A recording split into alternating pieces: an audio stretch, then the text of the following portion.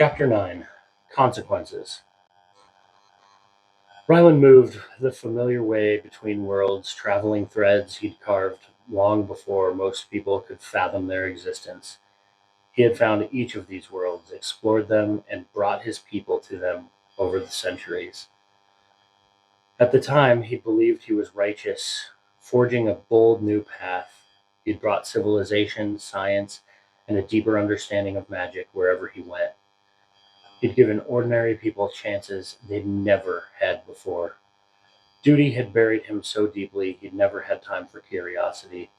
The worlds he'd left behind lingered in his memory like fond ghosts.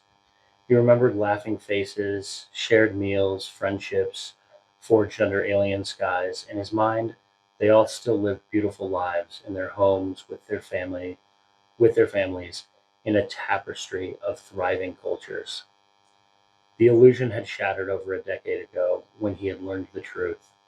The Shapers hadn't been saviors.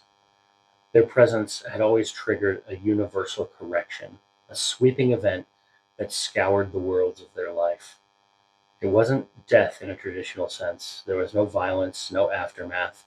The living simply vanished. Plants, animals, bacteria, every trace of biological life blinked out of existence, leaving only the chemical remnants of what had been.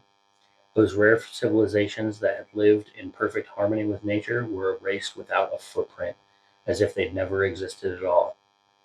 The process left behind effigies of tranquility, silent, perfect, and terrible. The only sounds were winds brushing across alien landscapes, the creak of shifting trees now frozen in time. The quiet ran so deep it resonated through the soul, a silence that seemed to press its weight into every living thing that dared to trespass. Even his own heartbeat felt too loud. Ryland had walked through these graveyards, tears streaking his face, heart heavy enough to break. Sometimes he found bodies, perfectly preserved, without microbes to decay them, eerie statues frozen mid motion, eternal witness to the ends of their world. In the beginning, he had clung to hope. He imagined prodigies strong enough to anchor themselves to their reality, miracles who had resisted the universe's purge. He told himself that somewhere, someone was alive, divinely preserved. That hope died slowly as logic took over. Even if anyone had survived the purge, they would have succumbed to starvation or a collapse of their ecosystems by now. Still, he refused to let go. It was hope, fragile and foolish, that drove him forward. This trip, he brought a new tool, a survey pod, tall and sleek, designed by its friend at Sanctuary. It carried 12 drone tubes, each equipped with cameras and sensors capable of scanning entire continents. The drones launched with a metallic hiss, streaking skyward faster than the eye could follow. They could circumnavigate the planet in less than 24 hours. Ryland would watch them vanish into the atmosphere, then step back through the ways to repeat the ritual. 278 worlds. He had seeded every one of them with the Shaper's gifts, and every one of them was now silent, a graveyard. He could cover nearly 30 worlds a day once he got a good rhythm, his body burning through reserves of energy until he was forced to stop. The next day, he would retrace his steps, tablet in hand, to pull the data from the pods. Every scan came back the same, no sign of life, not even corrupted readings or hopeful blips to spark imagination, just clean, clinical emptiness. The weight settled deeper on his chest with every report. Another day, another world, another grave. He passed the 100 surveyed world mark on his eighth day of actual searching, after years of simply walking in hopeless punishment of himself and his ignorance.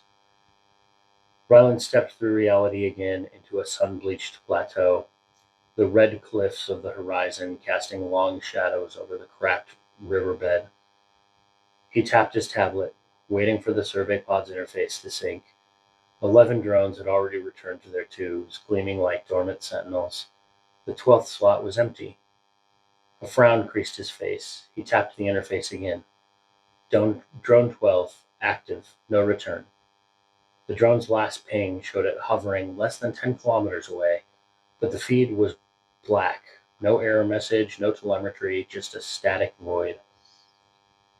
Ryland slung the tablet over his shoulder and began walking, his boots crunching on the baked earth. The silence here felt heavier than usual. Even the wind seemed afraid to whisper. As he crossed the plateau, he thought about all the other silent worlds, all the hundreds of times this process had been boring, mechanical. A part of him wanted this to a part of him wanted this to be another error, another fake spark of hope. But the dread twisting in his gut told him otherwise. He topped a ridge, eyes sweeping the landscape. The drone's beacon glowed faintly from the valley below, nestled in a grove of petrified trees. The sight stopped him cold. Half the drone's casing was shattered. Its cameras hung like torn eyes, and etched deep into the cracked ground beneath it, in a perfect circle around the wreckage, were strange markings, symbols that hadn't been there. Something or someone had caught the drone. The world was supposed to be empty and silent, but something had been here. Ryland's heart pounded, a chill prickling his skin as he reached for the necklace where he had mounted the trinket that he'd taken from Mora. Finally, he whispered to the wind, voice both heavy with dread and laced with a dangerous flicker of hope.